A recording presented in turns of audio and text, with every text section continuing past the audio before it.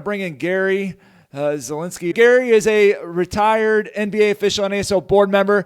Gary, I want to thank you for joining us here. We're going to talk about, this is one, I'm glad we're going to talk about this next topic, which is about contact, illegal contact versus legal versus illegal contact, because I think a lot of times this is where judgment really comes into play as officials on a court.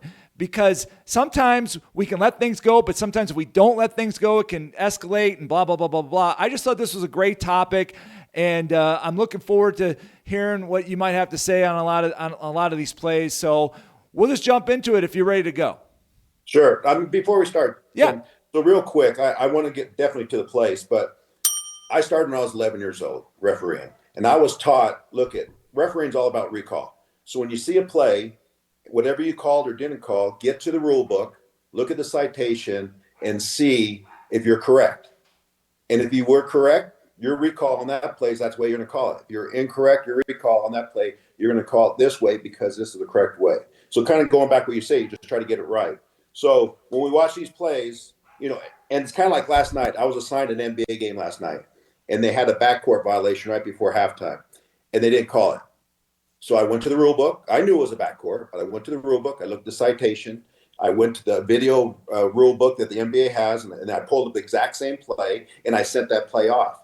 It's just been the fabric of my officiating is whatever I see, I want to get in the rule book, and I want to get and I have the exact citation.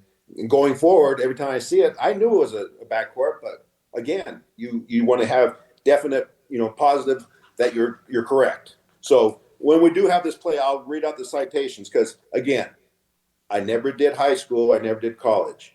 But even watching these plays, I grab the high school rule book, I pull up the citation, and I go, okay, yeah, this is how it's written in this book. In ours, it's written a little bit different, but this is how it's written in this book. So let's get started. All right, here we go. Here's the first one. So you can see it happens up at the top there. So freeze it right there. So now you have this play. You've seen this play 1,000 times. You have this play, and okay, what's your recall? Okay, a player shall not hold, push, charge, trip, or impede the progress of the opponent. So he impedes the progress of the opponent. So the citation meets the action, and you go, this is a foul. Now, if a coach asks you, what do you do? Well, you impede the progress of the offensive player. He's running in a line, he impedes his progress, knocked him off line.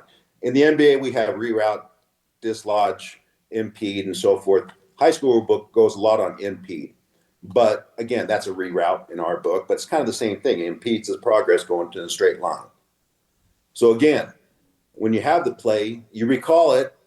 It's, you visualize the play, you recall the citation, and you go, okay, that's a foul. And every time you see this type of play, you go, that's a foul. Now, when you talk to a coach, you can talk to a coach in a citation kind of way. Well, he impedes his progress going forward. Let me ask you, Gary, on that one. He kind of played through it. He passed the ball. I know some people might be saying advantage, disadvantage, and nothing really gained. Yeah, it was a bump, but he just kind of moved through it. It did displace him, as you can tell, but he just passed the ball. Do you take any consideration into that? Yeah, you look at it more of marginal versus illegal. There's always contact in basketball. There's 10 players running around the small area. There's going to be contact. So now you go marginal versus illegal. And you go, that contact to me is illegal because it not impedes his progress. It's not marginal. Now, to play through it, again, you're doing high school players that kind of the same size and so forth. But if I look at this, I told the referee, look, if you have this type of play, your recall is a foul because it's more than marginal, it's illegal, and he impedes his progress going forward. And I think you'd be a successful referee if you looked at that play and go, that type of play is a foul.